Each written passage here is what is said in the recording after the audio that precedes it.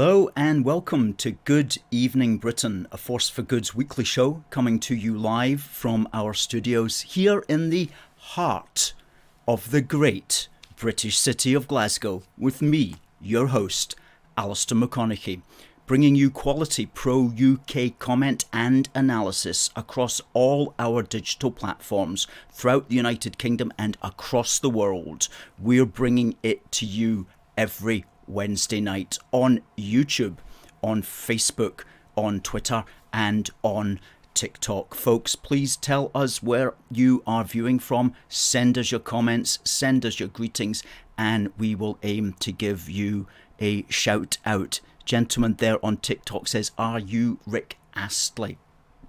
I'm not Rick Astley, but he is a great singer. And please also send in and share this material, please. Do share, because that's the way that we get this message out to the great British public. So hit that share button, hit that like button, and if you are on Twitter, hit that retweet and give us a quote tweet, which means we will be able to retweet your tweet to 27,000 people and more. Okay, let's knock it out the park tonight. Let's get this so important message out, because we really do need to be heard. Our pro-UK message of hope and confidence in our wonderful United Kingdom of Great Britain and Northern Ireland has to be heard far and wide. And of course, the big news today is that a week today, the Supreme Court is going to announce its judgment on the case of essentially whether or not the Scottish National Party can hold a referendum to break up the greatest union in the world. And we're hoping that the Supreme Court will say, not on your Nelly, or thereabouts, in more legalistic language than that. But we'll be talking about that tonight.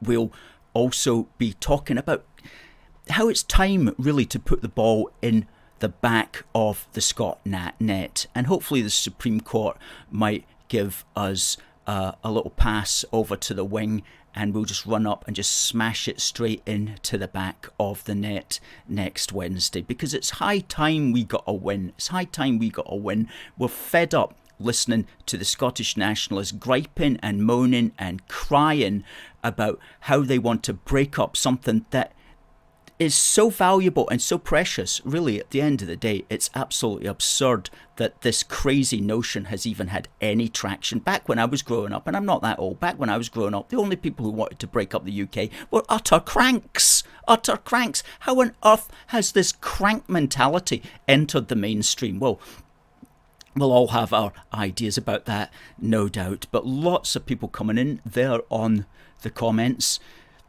And Bobby Patterson says, "Give me a shout out." Absolutely, Bobby. Hope things are well in the world of Mr. Patterson this evening. Super Typist evening all. Made it on time. Well, thank you very much, Super Typist, for always being here. You're always appreciated, as is Derek Hamilton. And Derek Hart says, "Nice flag." That's a Merchant Navy remembrance flag. As we're still in the time of remembrance, we like to keep it going all of the month. Mr. Patterson there is in Straven. And we'll be talking about the Merchant Navy tonight in our On This Day in British History, after which we will have a competition for this little badge, because we've got a wee selection of these and lots of people are wanting to win them. So this whole month we're going to be offering them as a prize, lest we forget, along with our Union Jack trolley token vis-a-vis cum keyring. Eddie Boy says, "Talk about Susan Aitken." Well, Susan Aitken is a woman from Glasgow who's in charge of running the city. That's really all I know about her, quite frankly, and don't have a whole lot to say about Susan Aitken, unfortunately, or fortunately as the case may be. Catherine Rainey says, "Hello everybody, and good to see Becky in the house," who says 1 week to go until we hear about it. Harry Brown says, wet and windy evening to Unionists and AFFG members from the south. Evening to you, sir. And hello to Adam from the great British county of Leicestershire. And hello to D. Stanners and to Debbie. And Derek Hart says, the 23rd, which is next Wednesday, is also Doctor Who Day. Well, there you go. And that Preston journalist is in Aberdeen tonight, working away. Well, I hope you're enjoying the granite city of Aberdeen. Aberdeen, all the world I have seen. And I swear to you by all the stars above, if I ever cease to roam, there's a place that I'll call home. The Silver City that I love. And hello to Jamie and to James. Good evening to all my pro-union friends. Hello, Harvey. One of our great supporters is Harvey. And Becky says the badges are gorgeous. She says she wears mine with pride and the trolley token is awesome. It's an awesome trolley token. It will have you the envy of the shopping trolley rank whenever you whip it out. No question about that. Hello, Anthony and Jason. And to Alan, thanks for sharing our stuff on Twitter, Alan. We saw your comment today. Yes, so next Wednesday, the Supreme Court are going to tell us what they think of Nicola Sturgeon's attempt to break up the United Kingdom, and they released it today. They had a wee on Twitter. They had a wee graphic which we'll put up here, just pointing out that it would be next Wednesday. And I thought it was quite interesting because they actually said to us that all judgments are released on a Wednesday and at 9:45 in the morning, which was hitherto something that we did not actually know. There it is, the Supreme Court of the United Kingdom, forthcoming judgment, referenced by the Lord Advocate.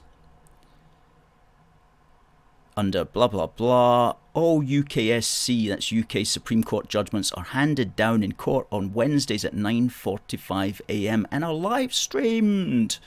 Live streamed judgment. Wow. You are spoiling us, sir. You're spoiling us. Somebody here on TikTok says it's the people of Scotland that want a referendum. Well, some of the people of Scotland want a referendum, but the other people of Scotland do not want a referendum, and that's where the British Parliament comes in to adjudicate. That's the crucial matter. Where there is a situation where some want something and some want the other thing, what you do is you have a law to try to balance it. And as far as that's concerned, in the United Kingdom, it's the British Parliament that's responsible for making the ultimate decision. Thank goodness. Thank goodness. Otherwise we'd be having referendums just because a minority of people who voted for a party wanted to have such a thing. No, you need an overarching structure. That's where the British Parliament comes in, thankfully. And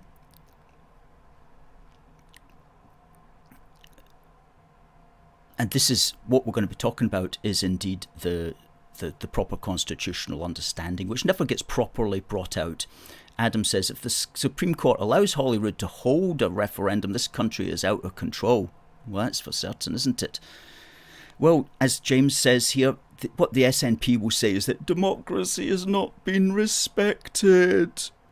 We're chained to a foreign country.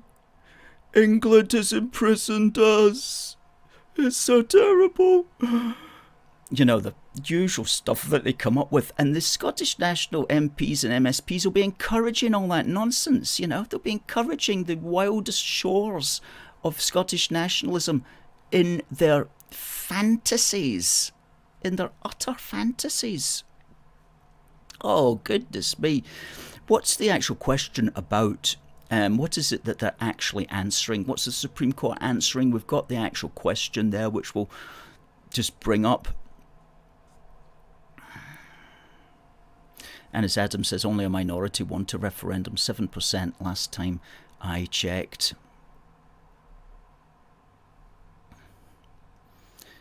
Okay, let me find it. There we go. Question to be answered. Does the provision of the proposed Scottish independence referendum bill that provides that the question to be asked in a referendum would be, should Scotland be an independent country? Does that question relate to reserved matters? In particular, does it relate to 1, the union of the kingdoms of Scotland and England, and or the Parliament of the United Kingdom?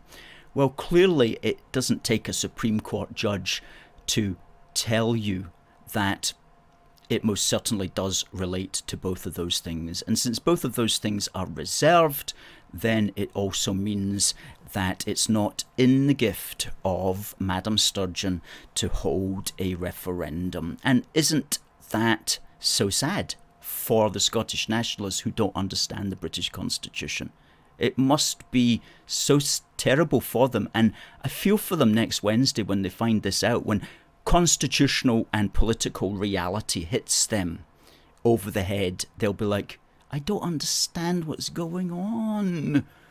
This is too confusing. I don't understand. Why can't we have a referendum? And if they had been paying attention to everything that we've been saying for the weeks and months and indeed years that we've been around, then they would understand perfectly that this is how the British Constitution works, and this is how the United Kingdom is held together. And it has to be held together by law because, as we always say, everyone is involved. It's not just the minority of the people of Scotland who want a referendum that this affects. This affects everybody in the United Kingdom. This is not about independence for Scotland. This is about breaking up the United Kingdom. And in that quest, everybody has a stake. Everybody has a stake. Okay? It can't be left to Madam Sturgeon and a few readers of the National to break up the greatest country the world has ever known. It can't be left to them, okay? Everybody has a stake. The millions of people in the United Kingdom have a stake in keeping the United Kingdom going, all right? All right, that's why we have laws. That's why we have a British Parliament, to moderate all of that. That's why ultimately it has to be in charge, okay? It is the Parliament for the United Kingdom. It's only the Parliament of the United Kingdom that can decide whether or not you're going to start breaking up the United Kingdom. It's not for a devolved Parliament, which is an arm of the bigger British Parliament. It's not for that Parliament to decide, okay? A mandate, a democratic mandate, won at a devolved Parliament is not sufficient. It has to be, your mandate has to be found at the level of the British Parliament. It's the British Parliament which will decide ultimately.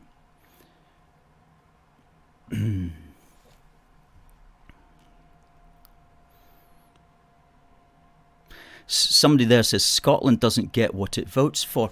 You see, do you understand? Scotland has a parliament. Do you understand that? Okay, we have a parliament in Holyrood, which was built in order for you, sir, to be happy about getting what you vote for. And now you've got what you vote for. Every single time Holyrood returns a government in Scotland, it's the government that you voted for, okay? You voted for that. That's why it was erected in the first place. Holyrood was erected in order to address that whinge. That whinge. We never get what we vote for. Okay, here's a parliament. Vote for that. You vote for it. You get an SNP government. But we never get the government we vote for. You've got one in Holyrood. Oh, that is... Oh, seriously. That has to be the dumbest point ever. Ever. I see it all the time. We never get what we vote for. You've got a parliament in Holyrood. You get it every single time you vote for it. And by the way, I don't get what I vote for in Scotland. I never vote for the SNP, but you won't see me complaining about that. I don't say I don't get what I vote for, what I don't vote for. I never say that, because I know how it works.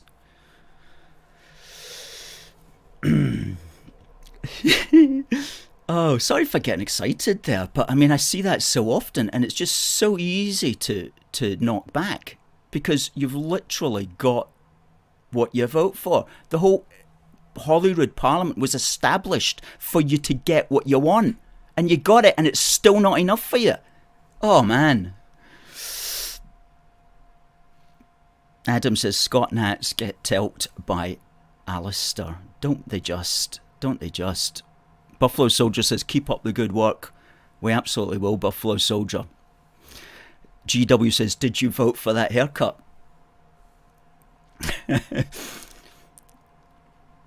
And some laughing emojis coming in there. Good stuff. AR Entertainment says, here.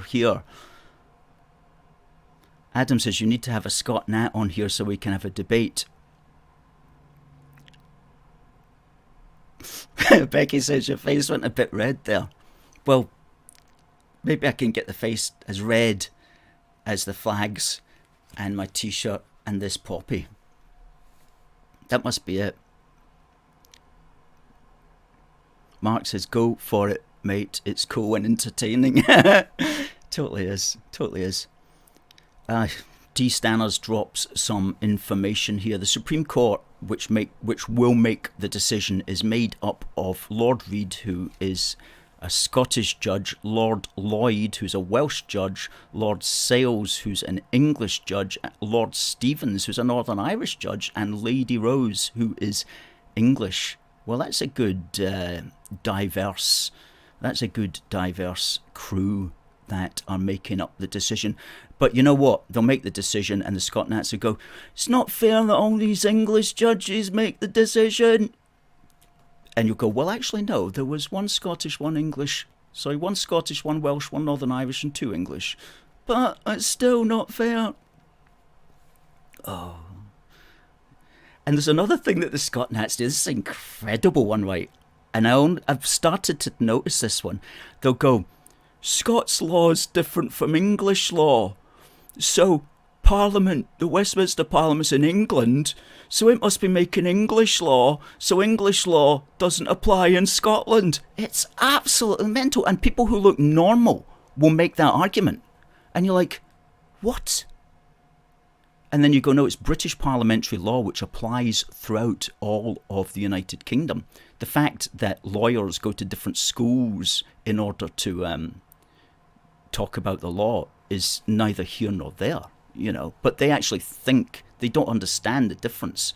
I'm going to do a Busting Indie Myths on that definitely next time round, because that's one that's growing, and like idiotic ideas grow, and then they get to a certain stage where it's not possible to gainsay them. It's not possible to refute them with wisdom and knowledge, because they've just grown so big that nobody wants to hear the truth. And that's going to be one of them that's coming up, like Westminster can't make law in Scotland because Westminster's in England and it's English law which differs from Scots law. What a nonsense. What's nonsense? But it just speaks to the absolute dearth of constitutional education that we have not had in Scotland ever, really, when you think about it. Ever, really. D. Stanner says also the chairman is the Scottish judge. And James says it's like dealing with angry toddlers. Isn't it just? Isn't it just? Angry toddlers.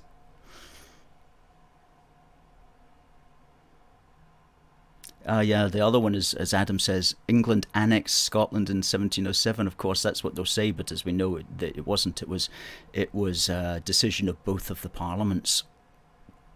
But there's still people who imagine that it was some kind of hostile takeover. But they, you know, we try to teach them otherwise.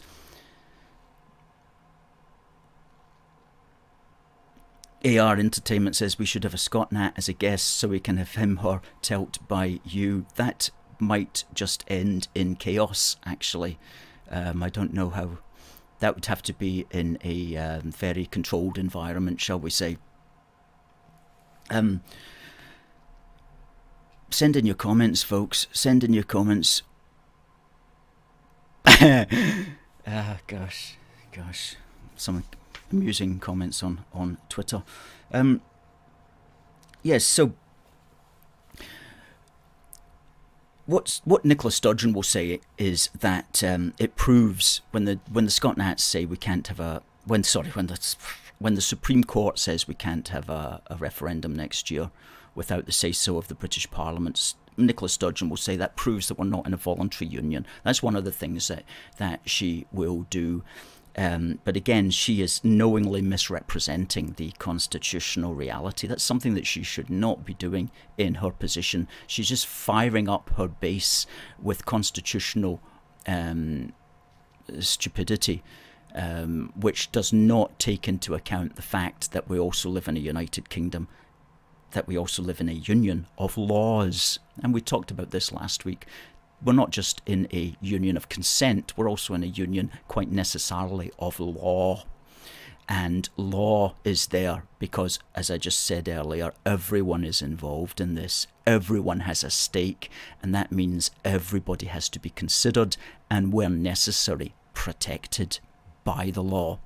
And that's why we have the law. And when you talk, as Sturgeon sometimes talks, as if the law shouldn't be there or if the law doesn't exist, then that's very dangerous language. It's playing with fire because it's suggesting that nobody else should be involved in this except her and her little band of supporters, and that they should get their way, like James said, they're like angry toddlers all the time without realising and without understanding that we have laws in this country for a reason. The laws are to protect everybody because everybody is involved and everybody has a stake, and you and me and everybody else who don't want a referendum, we have a right, we have a perfect right not to have one, to campaign against one, and to literally kick the ball back out into their net. Somebody on the internet today made a very good point. They say it's like football. This is an article by Jamie Bryson, I think it was. It was on an article called on a website called Unionist Voices, and we'll put the link up in the comments there. And he was pointing out that it is as if one is playing a game, of football, and that you're constantly playing the defensive. It seems, we're always having to play the defensive. And he put it, and let me just read it out how he put it. To use a football analogy, the rules of the game are that unionism defends the goal until nationalism scores. This is a continuous game with the sole objective being nationalism wearing down the unionist defence until they score.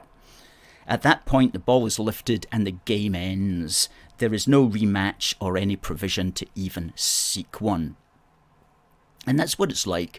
And you see the Scottish National Party television, otherwise known as STV, or BBC Scotland or whatever, whenever they interview politicians, it's always from the perspective of the Scottish nationalist point of view. How are you going to give them a referendum if there's no way to have a referendum? How are you going to give them one?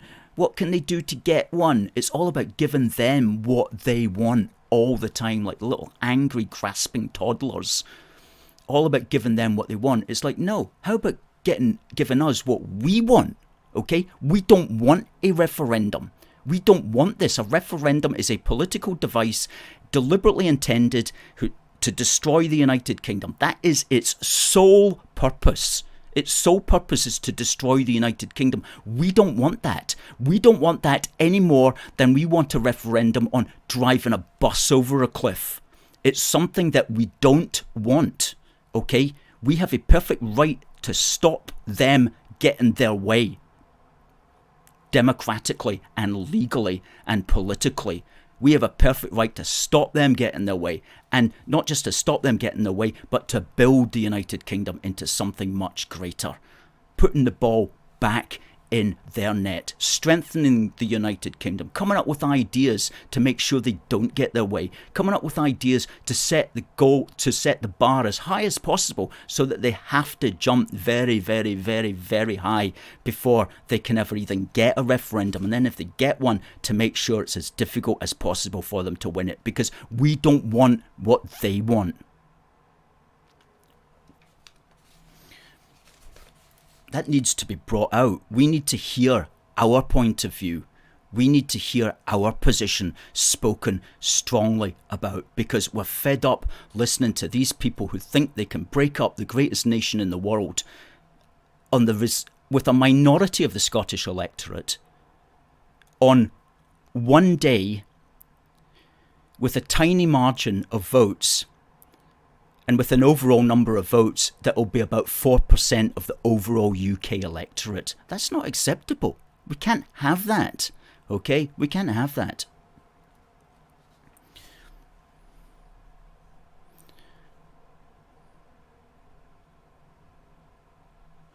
James says this madness needs calling out. Here, here. Well said.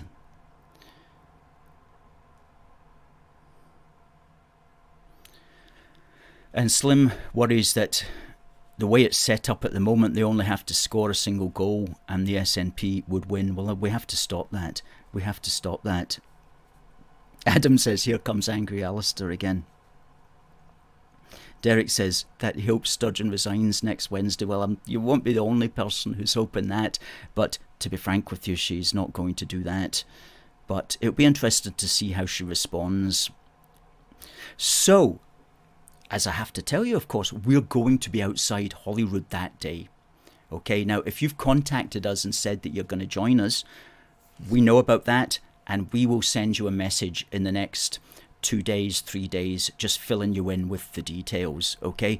But if you'd like to join us outside Holyrood next Wednesday afternoon and evening, then send us a message to contact@aforceforgood.uk with your details, and we'll keep you posted. But we're going to be there. We're going to be outside Holyrood. We're going to be keeping the British end up. We're going to be singing a song of joy if it's gone our way, which it has to go our way, right?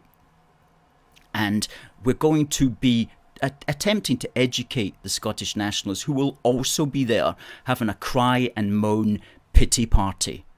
Okay? They're going to be crying and moaning for the television cameras. So we're going to be there, keeping the British end up and giving a positive message of hope and confidence for the future of our wonderful nation known as the United Kingdom of Great Britain and Northern Ireland. And if you'd like to join us, we will supply all the materials. We've got the flags, we've got the posters already ready.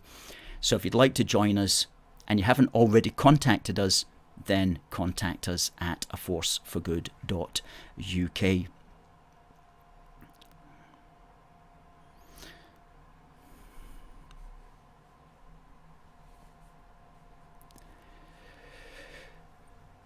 So we, just looking at some of the comments there, Shawnee says he'd come, but he's put his jersey in the wash. Well, everybody is welcome regardless of what football team you support, sir. If you believe in the United Kingdom, then good. Debbie says she might be able to make it, which would be wonderful if you did.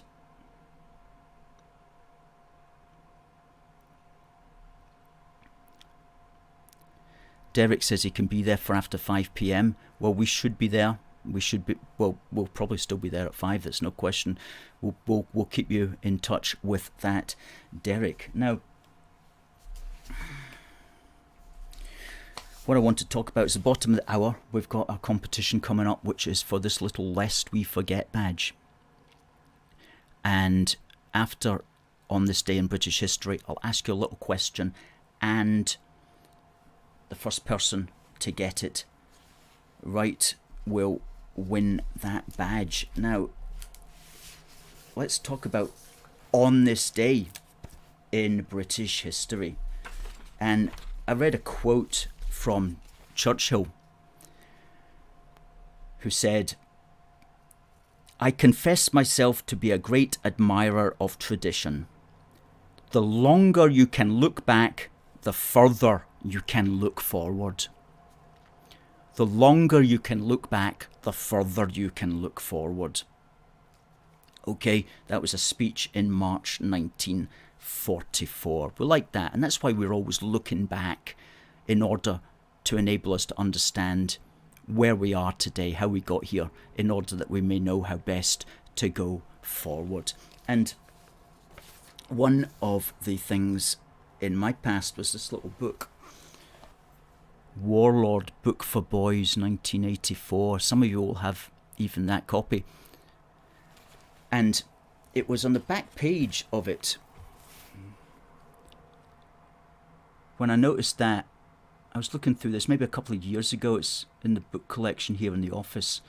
And it was on this day, the 16th of November, that the SS steamship San Demetrio limped back to the Clyde.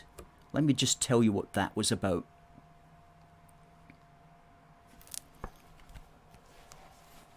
Well, it was a merchant navy vessel, hence the reason we've got the merchant navy flag there today.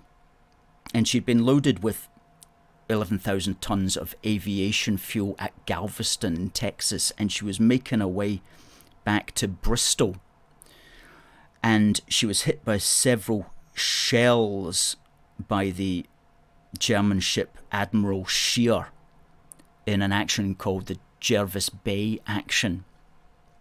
And the San Demetrio's captain believed that the ship was going to explode, and so he ordered everybody to abandon ship.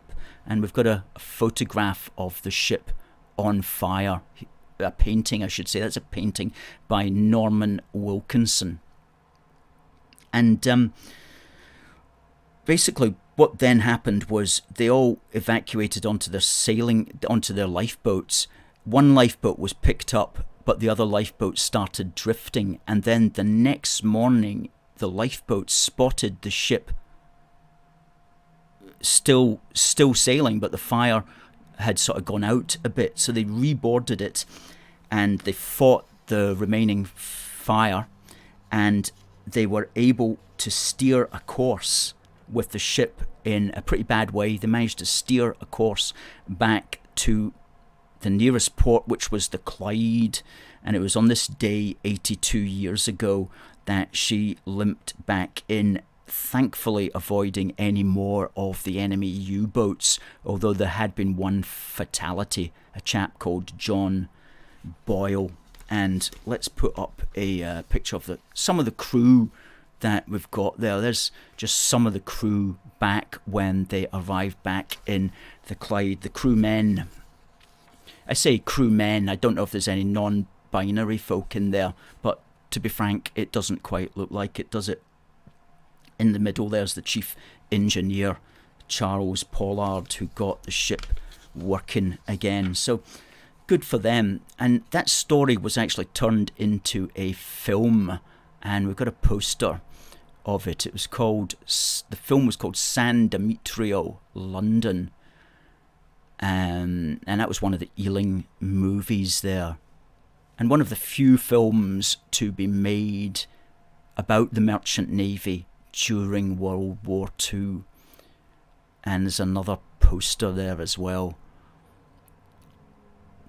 Here is greatness. Gosh, that's a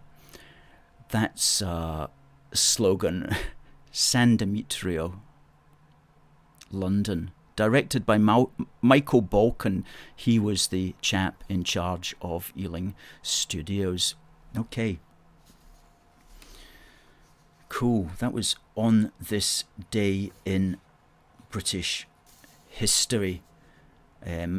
Some valour from the Merchant Navy.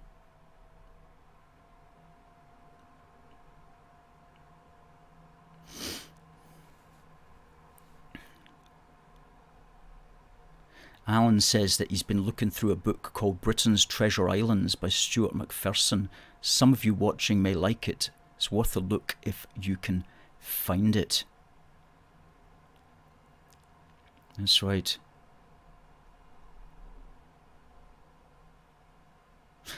And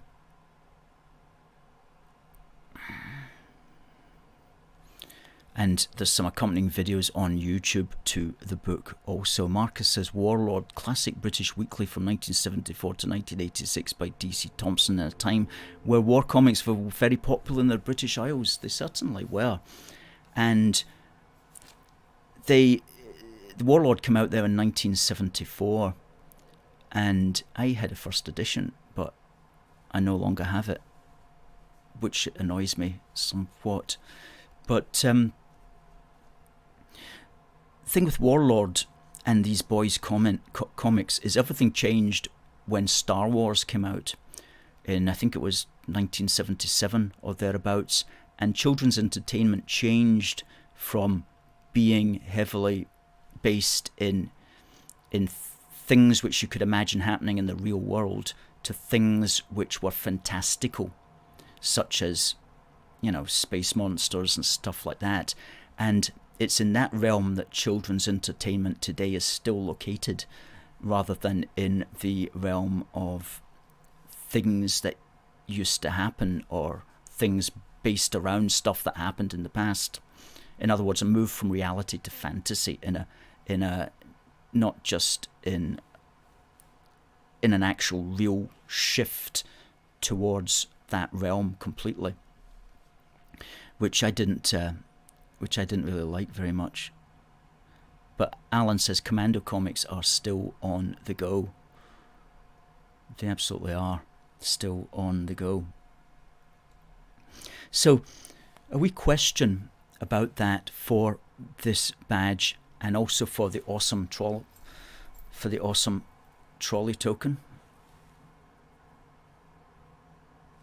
Send your answer please to contact@aforceforgood.uk, and the first person with the correct answer will get these winging their way to them tomorrow morning. Now the question is, on this day, 16th of November, a merchant vessel limped back into the Clyde after having been hit by a shell from the Admiral Scheer. What was the name of the merchant vessel? What was the name of the ship that got hit and hit dry land and safety on this day in the Clyde back then?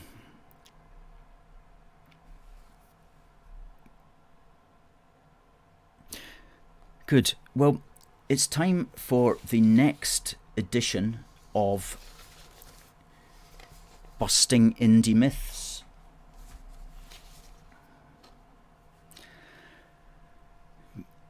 Busting Indy Myths, in fact, part 22. Because we are busting Indy Myths on the daily, weekly, monthly and yearly until the Scot Nats see clearly that we're down with the capital U to the K, to the A, to the double F, G.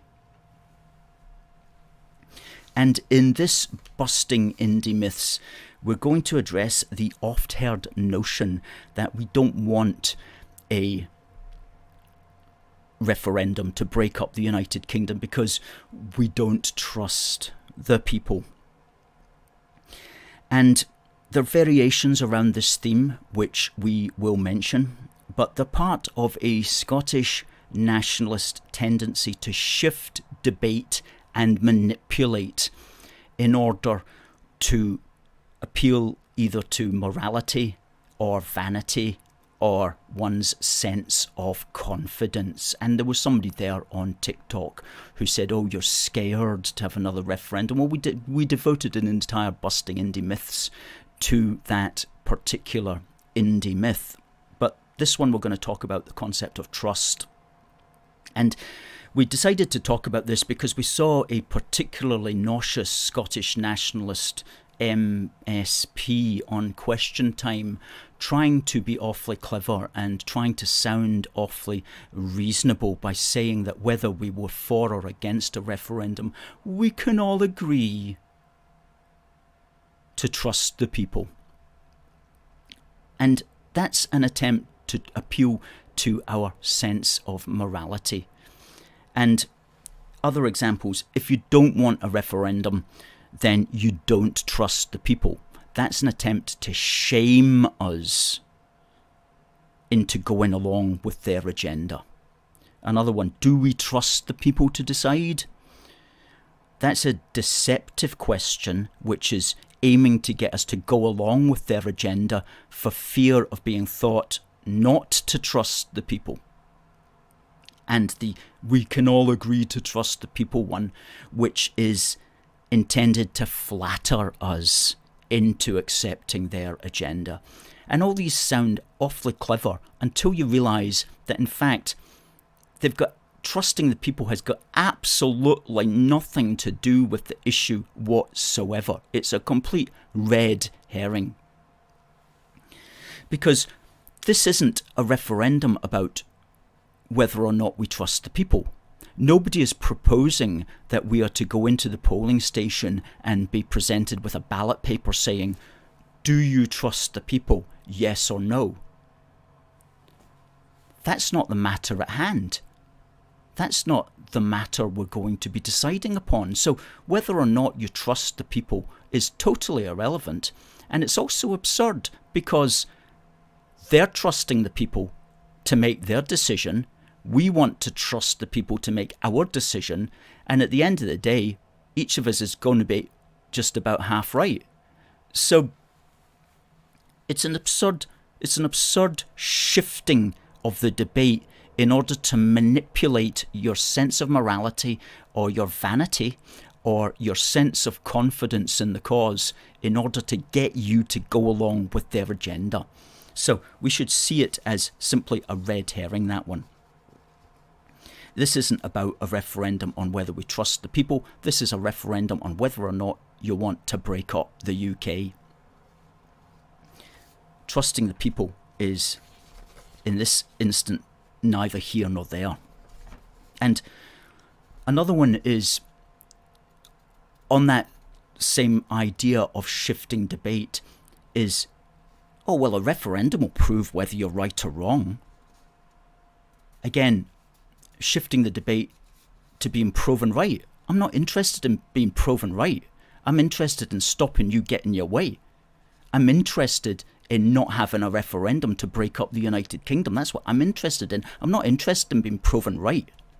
Okay, so don't try to appeal to my sense of confidence in the cause in order to try to lull me into going along with your agenda. So we've got to be wise to these tricks. We've got to be wise to that silver-tongued language. How do we stay wise to that? Well, we must not lose sight of the essence, which I touched on earlier in this programme. And that is that a second referendum is deliberately intended. Its sole purpose is to break up the UK. It has no other purpose. It's not being held in order to keep the UK together. It's been held in order to try to break up the UK. That's its only purpose. And we as pro-UK people have nothing to gain from it. Even if we won, it's not going to help our cause in the long run.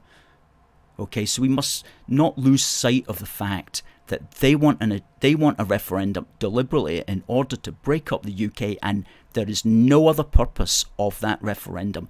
Just do not lose sight of that fact. And when you see it that clearly and you realise that is what they want and that's the risk and that's the only purpose of that referendum, then you realise we're not having that. Okay, we're not having that. And don't listen to their silver-tongued language of trying to appeal to your sense of morality or vanity or sense of self-confidence. Focus on that. We do not want a referendum to break up the UK any more than we want a referendum to drive a bus over a cliff. It's something we do not want to happen. We don't want what they want. So here endeth Busting Indy Myths, part 22. And the good news is that this week we have been working on issue 7 of Union Heart, which will be out in the first week of December. And that's our regular magazine. And this one is entitled Busting Indie Myths Volume 1. And we're taking 10 of the indie myths and we're countering them with our union truths. And that will be a 12-pager. And it will be free to anyone who is a monthly donor and who requests a copy. So if you're on our mailing list, if you've said in the past that you want to receive it, you'll get it. If you're a monthly donor and you're not on our mailing list to get it, please do tell us and we will make sure that you get a free copy. We'll also be using it to distribute to at our various events and street stalls and things like that. And each year we're going to dedicate one of our magazines to the Busting Indie Myths series, so that after 2 or 3 years we'll have a nice wee collection there all built up in our magazines, which can be bound into a book even if necessary. So we're absolutely writing the material down that needs to be written down for our cause. Thank goodness somebody is doing it. I just mentioned the Union Supporters Programme there. Please do consider becoming a Union supporter. And these are we've still got a supply of these. These are our Christmas cards. Now, we got these done last year. So these are the monarchs from the Glorious Revolution right round to Queen Elizabeth, beginning there with Mary and William. And these are free to monthly donors. So if you're a monthly donor and you'd like a pack of 5, just tell us. Send a message to us at contact@aforceforgood, and we'll send them to you. Everybody else who would like them, then they're available at our shop and you'll find the link there. But otherwise you might want to become a union supporter. aforceforgood.uk/union-supporters.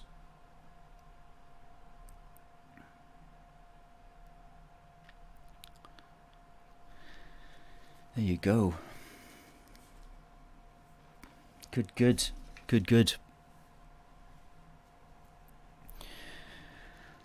Now, somebody mentioned last week that they couldn't find us on Spotify. Okay, now we are on Spotify. Our podcasts get put out every Thursday night across 9 podcast platforms, and Spotify is definitely one of them. So just to prove that we're on Spotify, we'll put the link up there in the comments as well for Spotify.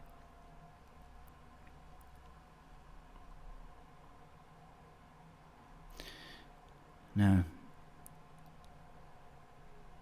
Adam says, got to love busting indie myths, might as well use the wee rant earlier. Well, absolutely.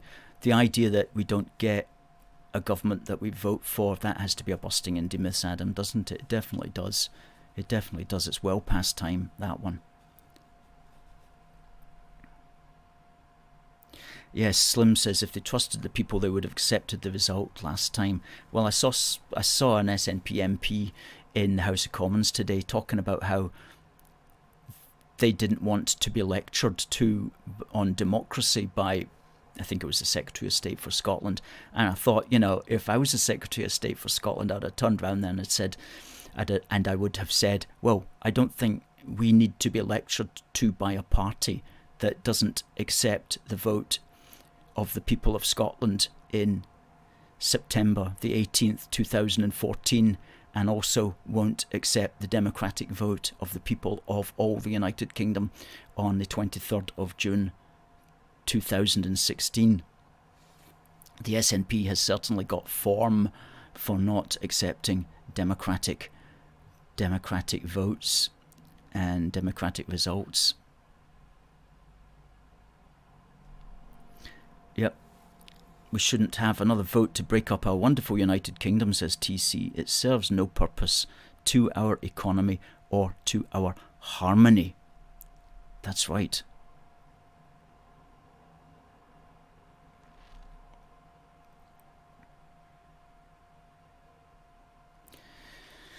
Yeah.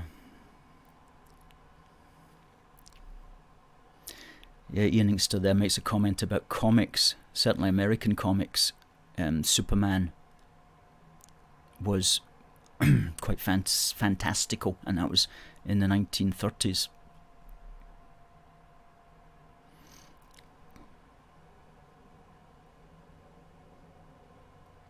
And Becky Young wonders, what to extent is the Scottish Nationalists hang up about hundreds of years ago?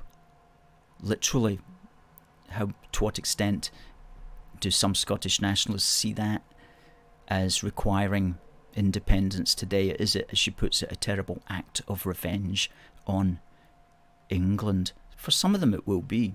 For some of them it will be. Yeah.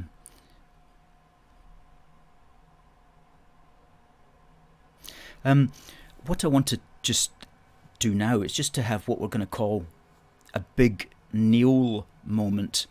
And every so often, Neil Oliver, he really knocks it out the park. And so when we find his videos on the internet, we like to give him some further publicity. And we've got a big Neil moment here, which we'll just play for you.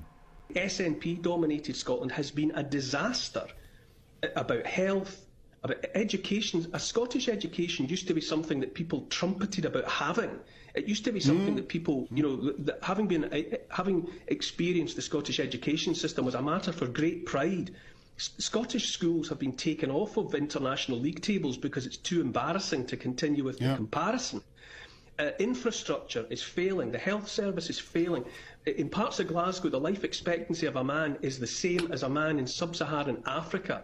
We've got record drugs deaths. You look at the two ferries, £250 million of public money. Those ferries will likely be scrapped as civil engineering disasters before they've sailed so much as a foot beyond the slipway.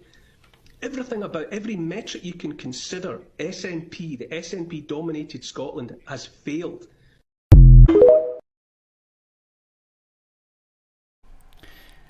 Absolutely, Neil. And we need to have a big Neil moment, I think, in every broadcast, don't we? Because there's so much good stuff that he's always putting out. Remember his classic one that we've got, actually, we'll just run this one just now. On our TikTok, it almost has 600,000 views, okay? It's an absolute classic as well, and it really wound up the Scottish Nationalists. Let's play that one just now. Scotland, most people don't like the SNP and Nicola Sturgeon. How dare you? But but down here, you're invited to think that all Scots love the SNP, and they don't, and they never have. There's never been a majority in Scotland that wants to break up the United Kingdom. Never. It was a high watermark at some point, but it was still not anywhere near overturning the Union. But I can completely understand why people down here would be given to understand that, that Scotland desperately wants what Nicola Sturgeon wants, and they don't. But that's just a product of the fact that Nicola Sturgeon's SNP have been very successful in loudly broadcasting their minority view for long enough that people down here think it's the majority view, which it isn't, which it never was, which it never will be. That's a classic one, that got, as I say, almost 600,000 views on our TikTok, and it's rising every day as well. And talking about our TikTok, it's going so well. We have big plans for our TikTok. We busted right through our 7,500 follower goal for 2022, and our goal for 2022 is now 9,500, and we've got big plans for next year. but we do need some extra help with that as far as the finances go. So if you would like to help, please do so. And just to talk to you about the importance of this, the Scottish Nationalists are doing a fundraiser, and they've got somebody who's going to double the money.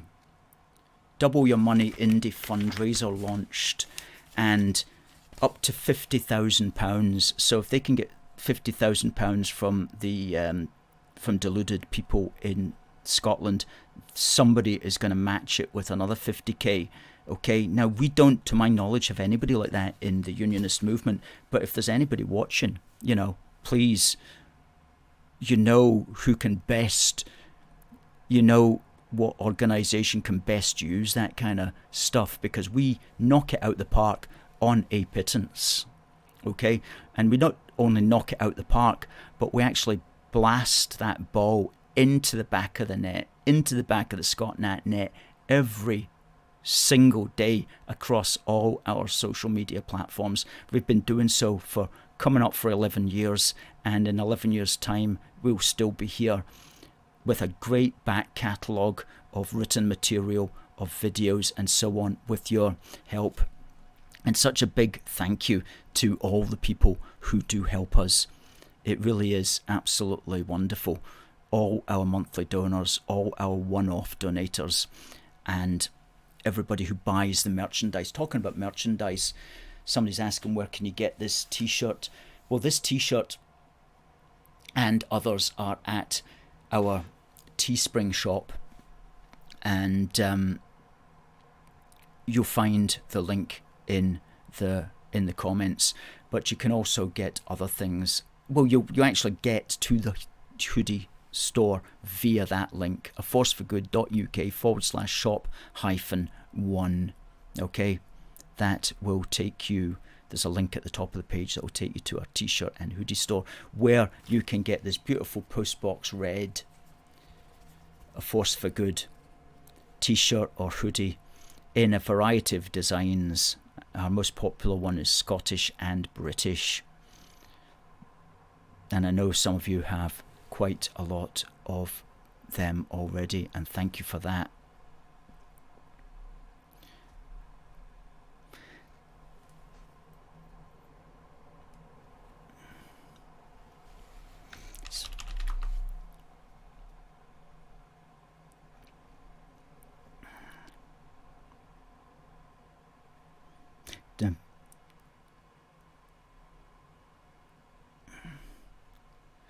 So James wonders if that would match the missing 600k that they've got there. TC says Derek Hart is spot on with his comments. Derek's always spot on with his comments, that's for sure.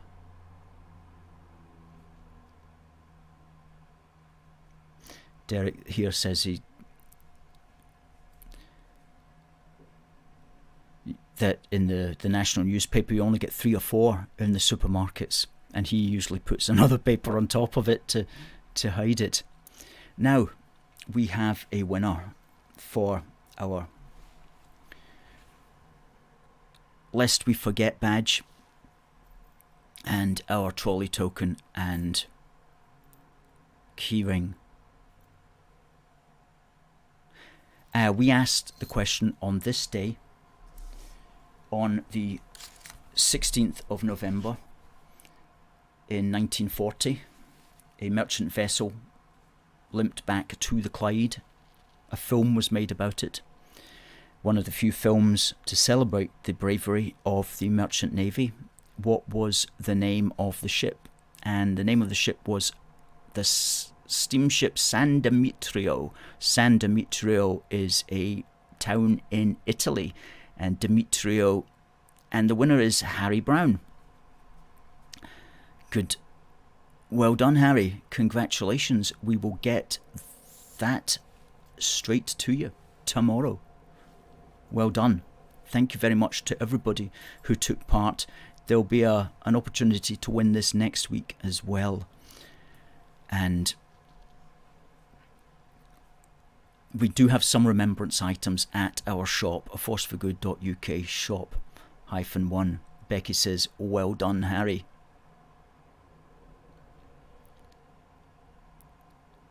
Debbie says, congrats, Harry. The United Kingdom of Great Britain and Ireland says, well done. As does Alan Dawes, says, well done, Harry. And Harry says, wow, I'm surprised, thank you. Well, if you don't enter, you don't get the chance. And you entered and you got it, so well done. Harry sends you some applause.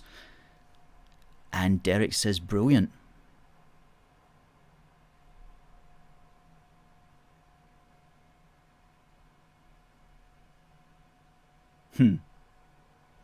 Now, as for next week, because of the fact that we are going to be outside Holyrood next Wednesday afternoon, there won't be a programme from the studio. However, what we will be doing next Wednesday is we will be doing live broadcasts when we can during the course of the afternoon and early evening.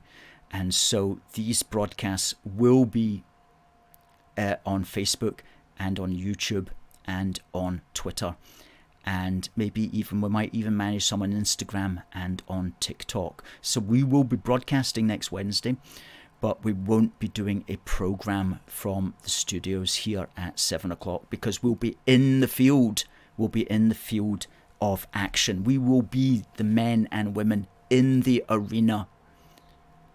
Okay, we will be in the arena, and if you want to join us in the arena, then you contact us at aforceforgood.uk if you've not already done so, and we'll keep you informed about our action. And that's going to be a great day. It's going to produce so much good stuff, and we're really going to be holding the British end up, because if it's not us and if it's not you, then who is going to do it? Okay, we are the people, all the people watching this programme. We are the people who are going to do it. This is the remnant that will stand and defend the Union of Great Britain and Northern Ireland. And on those words, on those serious words, folks, thank you very much for watching. Thank you so much for supporting us. Thank you for sharing this broadcast wherever you can, retweeting it, and following us on TikTok and on YouTube. Derek enjoyed the show. Thank you, Derek. Thank you for your support as always. Folks, it just remains for me to say that we might see some of you next week in the heat of the action. But until then, God bless the United Kingdom and God save the King.